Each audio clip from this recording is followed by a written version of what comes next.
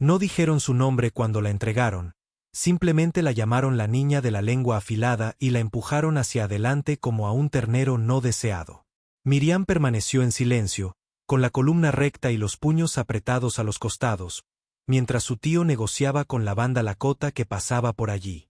Su padre había muerto 2 inviernos antes, y como su madre había fallecido por fiebre, Miriam se había convertido en una carga que nadie quería llevar. El hombre que finalmente salió de entre los Lakota no la miró como un animal o una broma. Parecía como si estuviera midiendo su fuerza. Era alto y delgado, de mirada tranquila y una larga cicatriz que se curvaba bajo su mandíbula como un recodo de un río. Lo llamaban Tau, que más tarde aprendería que significaba luz del día, aunque su expresión tenía la gravedad del anochecer. Sin decir palabra, asintió con la cabeza a su tío, le entregó un cuchillo con cuentas y se alejó, esperando que ella lo siguiera. Nadie le había preguntado si estaba de acuerdo. Nadie lo hizo nunca, pero ella lo siguió porque, ¿qué más podía hacer? ¿Dormir en el granero con los cerdos otra vez? ¿Morir de hambre durante el invierno mientras la culpaban por comer demasiado? Sus botas se hundían en el polvo con cada paso, pero su mirada nunca bajó. Caminaron lejos sin hablar. Cuando llegaron al campamento, le ofreció una manta y sentó un tazón de guiso caliente frente a ella. Ella se estremeció cuando él se acercó, no porque le tuviera miedo, sino porque le habían enseñado a temer a todo el mundo. Él se dio cuenta. En lugar de tocarla, se arrodilló junto al fuego y talló un trozo de madera, lento y paciente, como si su presencia junto a ella no significara posesión, sino protección. Esa noche, permaneció despierta sobre una estera de pieles, mirando las estrellas sobre la tienda cubierta de cuero, esperando lo peor. Pero no llegó. Sin palabras duras, sin manos que arrebaten lo que no fue dado libremente. Solo silencio, solo el susurro del viento entre los pinos y el crujido ocasional de las brasas moviéndose. Entonces se dio cuenta de algo. Tau había pagado por ella, pero no como un hombre que reclama una propiedad. Él había hecho un trato por ella de la misma manera que se salva una vida, y aunque no había dicho una palabra, la forma en que colocó suavemente su comida a su lado, la forma en que miró hacia otro lado cuando ella se vistió para ir a la cama, habló más que cualquier sermón que ella hubiera escuchado jamás. Por primera vez en su vida, Miriam no se preparaba para la crueldad. Se estaba preparando para algo más aterrador, la posibilidad de la amabilidad. Miriam se levantó antes que el sol.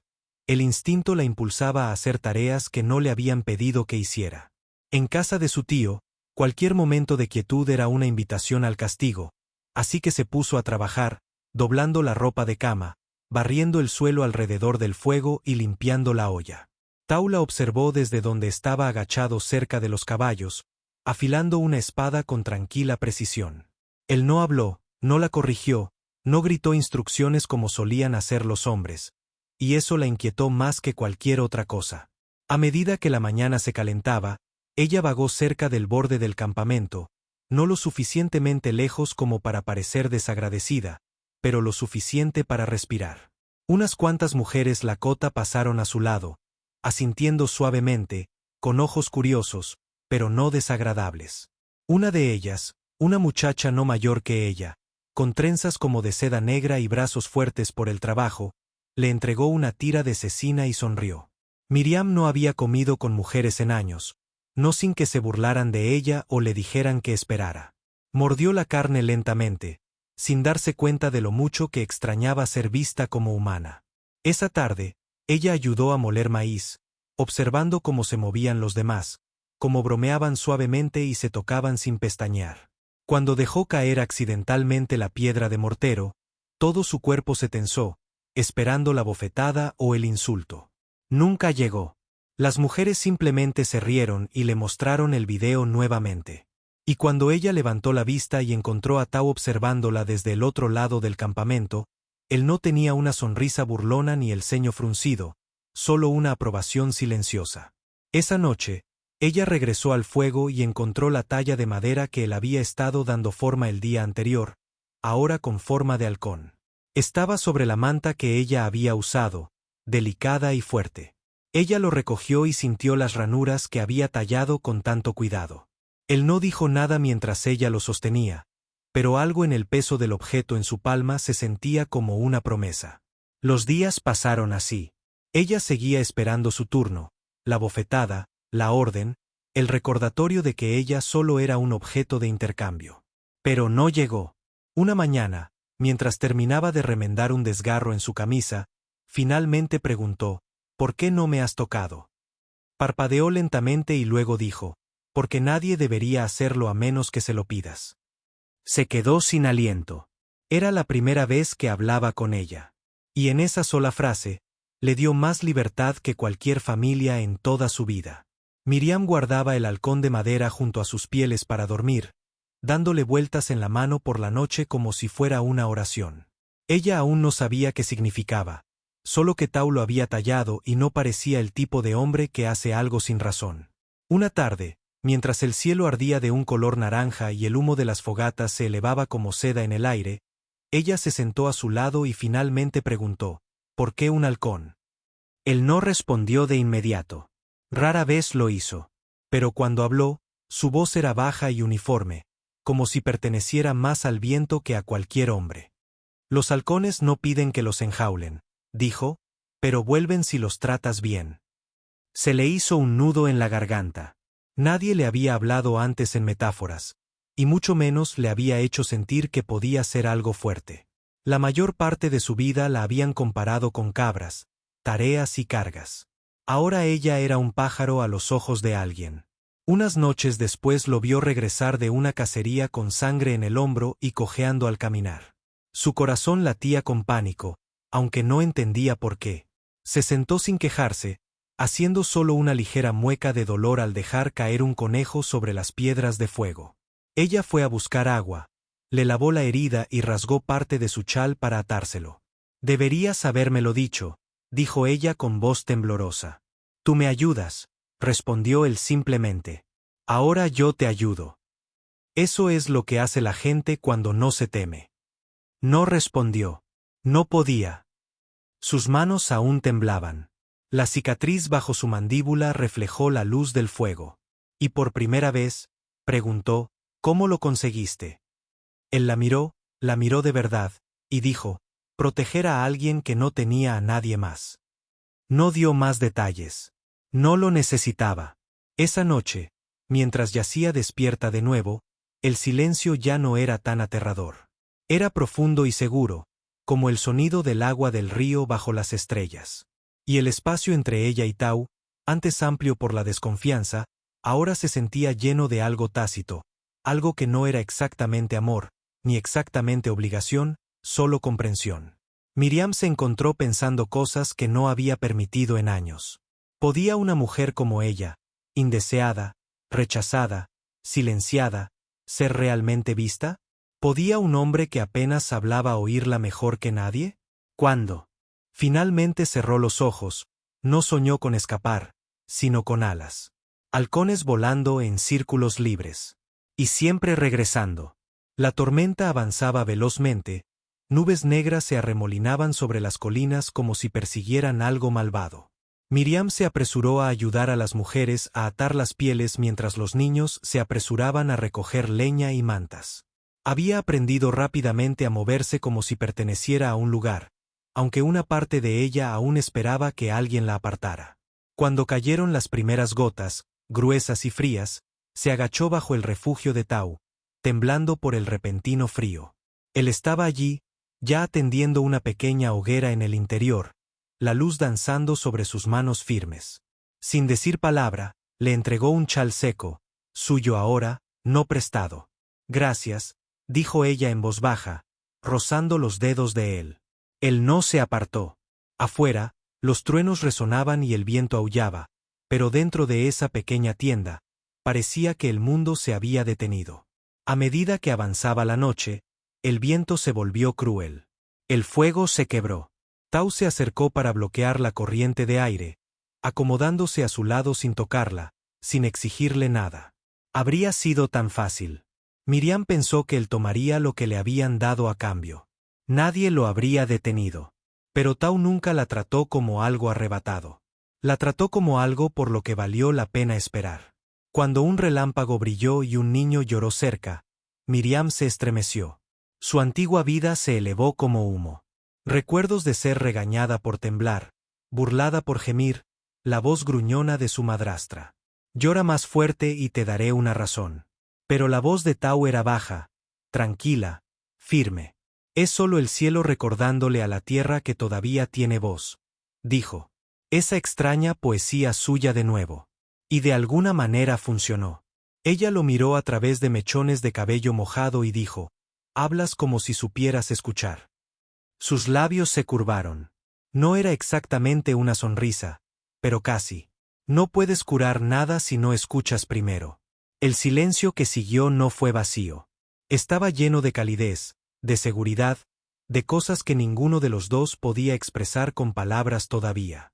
Cuando finalmente apoyó la cabeza en su hombro, no estaba fuera de necesidad. Era una elección.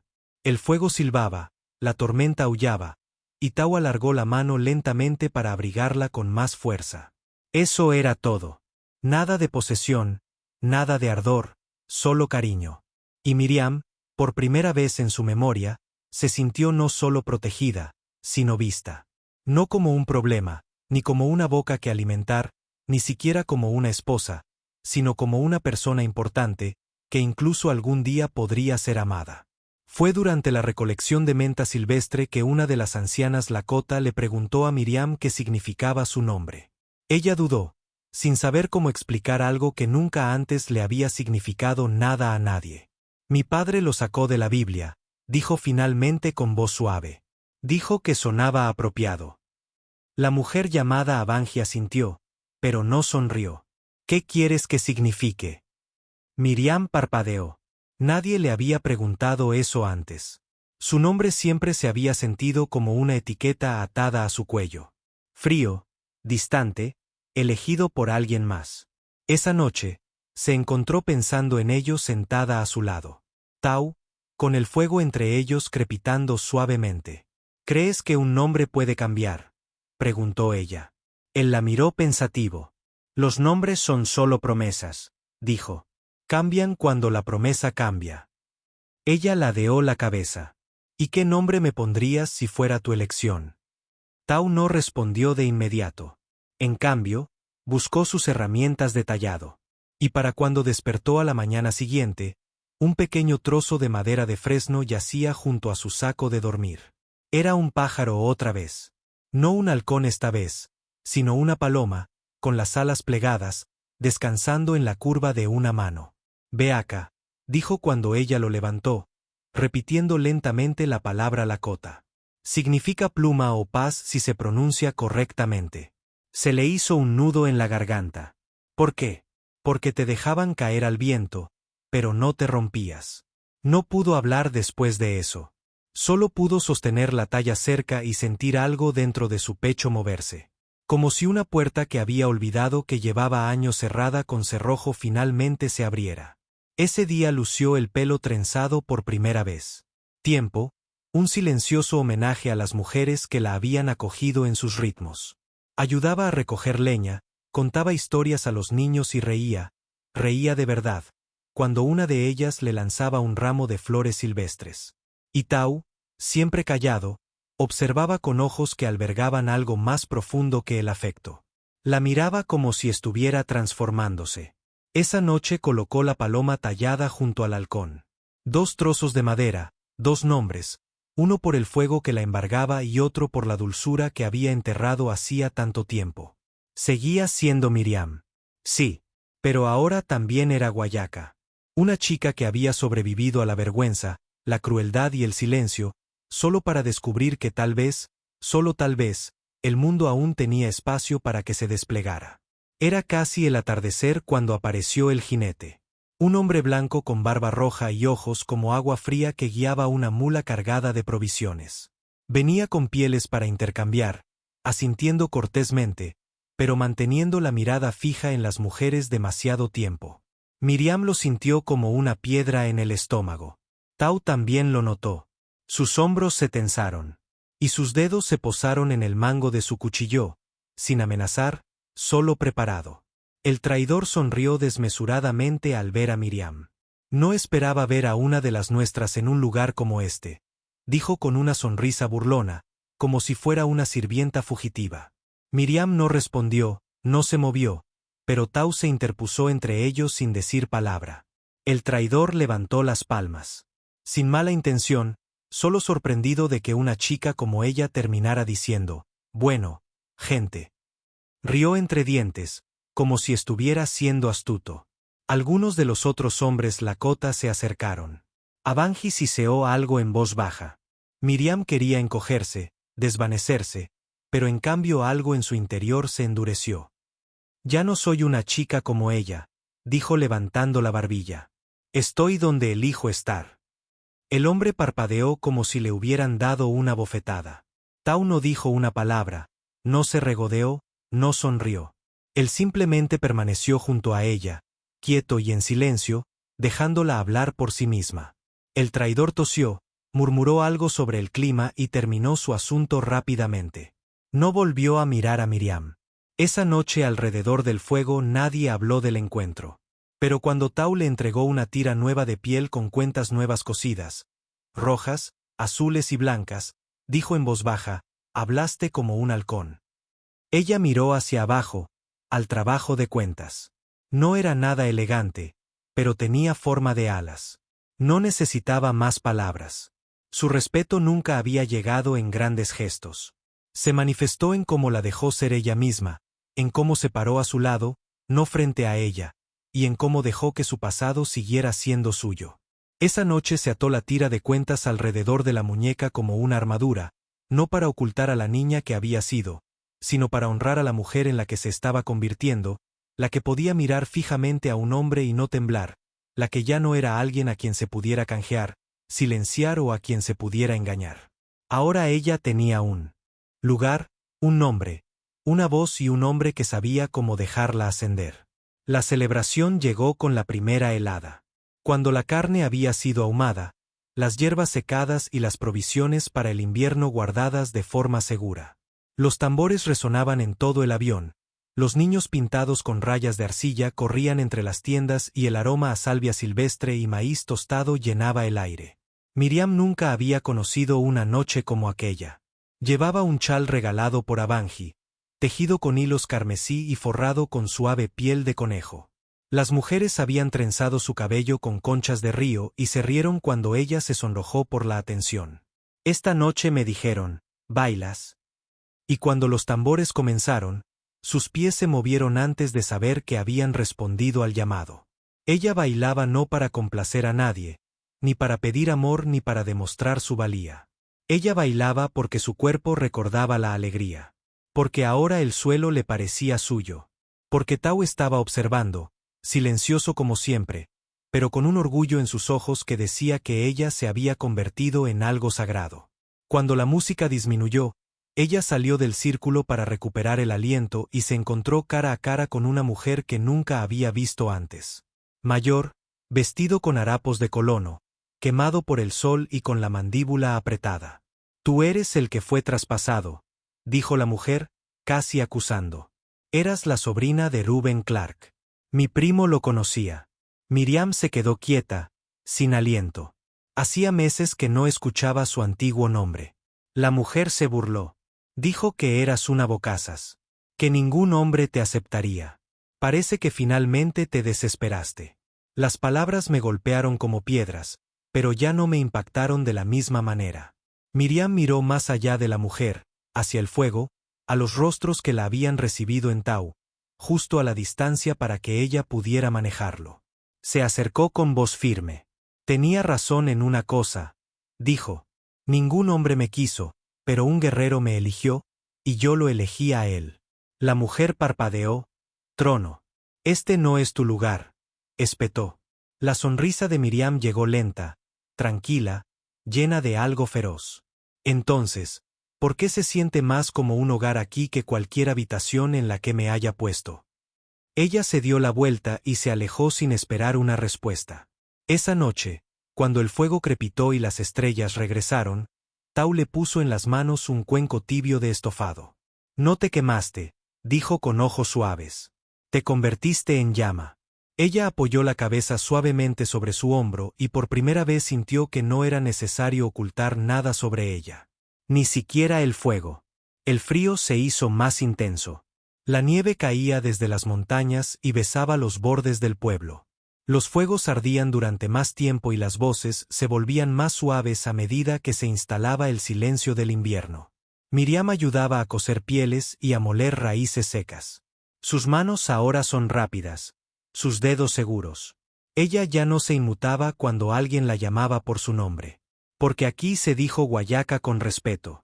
Una tarde, cuando dejó la cocina, encontró una gruesa manta de búfalo doblada afuera del refugio de Tau. Se quedó sin aliento. Ella reconoció el patrón. El negro zigzaguea sobre el carmesí y el dorado. Era un regalo de protección dado por aquellos que querían que alguien se mantuviera cálido, seguro y cerca. Dentro, Tau estaba sentado con las manos entrelazadas, como si no estuviera seguro de su propia ofrenda. Ella entró silenciosamente y colocó la manta sobre los hombros de ambos. ¿Me quieres aquí?, preguntó, con su voz apenas por encima de un susurro. No solo cerca, aquí. Tau no respondió con palabras. En cambio, le tocó la cara con la delicadeza de alguien que sabe lo que se sienten los moretones. Su pulgar rozó la curva de su mandíbula como si la estuviera recordando, no descubriéndola. Ningún hombre me lo ha preguntado nunca, susurró. No si yo quería. No era lo que temía. Simplemente me lo quitaron. Entonces déjame ser quien espere, dijo, hasta que ya no te inmutes. Ella no lloró. Ya había derramado suficientes lágrimas por el pasado. En cambio, se apoyó en él y se sentaron allí, envueltos en calidez, silencio y algo más profundo de lo que ninguno de los dos podía nombrar. Esa noche, sin prisas, sin el fuego de la urgencia, solo quietud y la lenta apertura de la confianza. Él no buscó más. No la presionó. Simplemente le dio espacio para respirar, para pertenecer, para descansar su mejilla contra el latido de un hombre que nunca había alzado la voz, nunca había levantado la mano. Durante horas no se movieron. Pensó en la chica que había sido, la que había sido entregada como un problema, intercambiada como un saco de harina. Y ahora aquí estaba, envuelta en el cuidado de una guerrera, no poseída, no usada, elegida, vista, apreciada. Mientras el sueño la invadía, Miriam comprendió algo poderoso. El amor no era ruidoso. No era una promesa gritada sobre un altar de bodas. Era silencioso, paciente. La forma una manta retiene el calor, como dos manos descansan juntas, como un hombre había esperado, no por su cuerpo, sino por su confianza. Y finalmente, ella se la había dado libremente. La primavera llegó temprano ese año, pintando de verde las llanuras y liberando los ríos de su gélida garra. Miriam había empezado a enseñar a las niñas más pequeñas a trenzar en patrones de 3 hebras, y reír era más fácil estos días. Pero la paz, como había aprendido, siempre viene con una prueba. Él llegó al campamento al mediodía, cubierto de polvo y agrio, el hijo de su primo Reuben Clark, Jonah, el mismo chico que una vez la llamó cara de perro y le robó los zapatos por diversión. Ahora llevaba un abrigo de predicador y se sentaba en lo alto de la silla como si el pasado lo hubiera perdonado. Estoy aquí por la chica que mis parientes entregaron, anunció, recorriendo con la mirada el pueblo hasta encontrarla. No perteneces aquí, Miriam. Vuelve a casa. Has dejado claro tu punto. Tau se paró a su lado antes de que pudiera hablar. Pero Miriam le puso una mano en el brazo. Ella no necesitaba defensa. Ya no. ¿Te refieres al hogar donde me mataron de hambre y se burlaron de mí?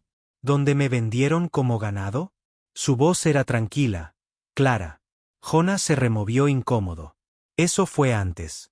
Has hecho un espectáculo de ti misma. Podemos darte un lugar de nuevo, uno apropiado. ¿Y qué sería yo allí?, preguntó. ¿Una sirvienta en el ático de alguien? ¿Un recordatorio de una vergüenza que todos fingieron no ver? Jonah frunció el ceño. Esta vida que has construido aquí, no es cristiana. Miriam dio un paso al frente. Esta vida es honesta. He sido tratada con más gracia entre extraños que por la sangre. Detrás de ella, la tribu se había reunido, silenciosa, pero presente. sin armas desenvainadas, solo ojos observándola, confiando en ella. Tau no se movió, no la interrumpió. La dejó elegir sus palabras, su camino. Jona se burló. ¿Crees que este salvaje te ha convertido en esposa? Ella sonrió entonces, ni amarga, ni enojada, solo segura. Me ha hecho humana. Jona lo intentó una vez más. Podemos deshacer este error. No, dijo, ya lo hiciste cuando me entregaste. Dicho esto, se dio la vuelta. Regresó al corazón de la aldea sin mirar atrás. Y Jona, a pesar de toda su fanfarronería, no la siguió. Esa noche, Tau se sentó con ella bajo un sauce. No me necesitabas, dijo en voz baja. Pero necesitaba estar a tu lado de todos modos. Miriam se reclinó en su calor. No estuviste a mi lado porque fuera débil. Lo hiciste, porque viste que era fuerte. El pasado había regresado, y ella lo había enfrentado. No como la niña que había sido abandonada, sino como la mujer que había sido rescatada. Para cuando los vientos del verano azotaron las llanuras, las manos de Miriam habían construido más que fogatas y comidas. Había forjado confianza, calidez y algo aún más sagrado, la pertenencia. La aldea había llegado a conocerla como algo más que la niña que una vez fue entregada.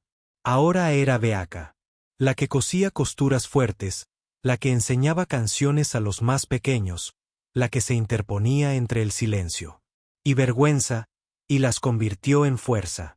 El día que se erigió el último poste de su nueva cabaña, ella estaba de pie junto a Tau en el centro, descalza sobre la tierra fresca. No era una casa grandiosa, pero cada piedra, cada piel, cada viga tallada guardaba sus huellas. Había construido una vida de la nada. Y por primera vez, no sentía que se la debiera a nadie. Ningún hombre la había rescatado. Ningún salvador la había acosado.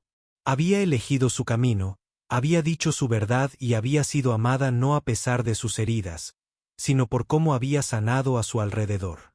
Esa tarde, mientras el cielo se tornaba ámbar y los tambores daban la bienvenida al atardecer, Tau se arrodilló ante ella, no con un anillo ni una ceremonia, sino con un pequeño bulto envuelto en piel de ante. Lo abrió lentamente. Dentro estaba la paloma tallada, y junto a ella una pieza nueva, un halcón y una paloma, alas entrelazadas, dos nombres, un futuro. Ella lo miró con los ojos llenos de lágrimas. Nunca me pediste que me quedara, susurró.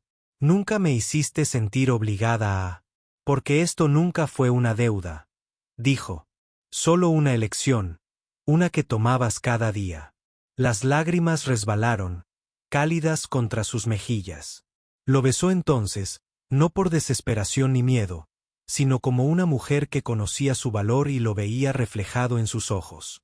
A su alrededor, la aldea vitoreó suavemente. Abanji encendió el primer fuego en su nuevo hogar, murmurando una bendición. Y mientras el humo se elevaba suavemente hacia el crepúsculo, Miriam volvió el rostro hacia las estrellas. Ya no tenía un padre que la entregara, ningún hombre que negociara su futuro, ninguna vergüenza que tuviera que superar. Había caminado a través del fuego, y éste no la había quemado. La había refinado.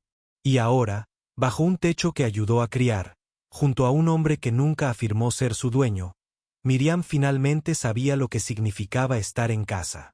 No donde te colocan, no donde te envían, sino donde te ven y te aman en tus propios términos. Por favor, dale a me gusta, comparte y suscríbete para apoyar más historias sinceras sobre historias dejadas atrás. Si la hubieras visto allí, ¿habrías? ¿También interviniste? Cuéntanoslo en los comentarios.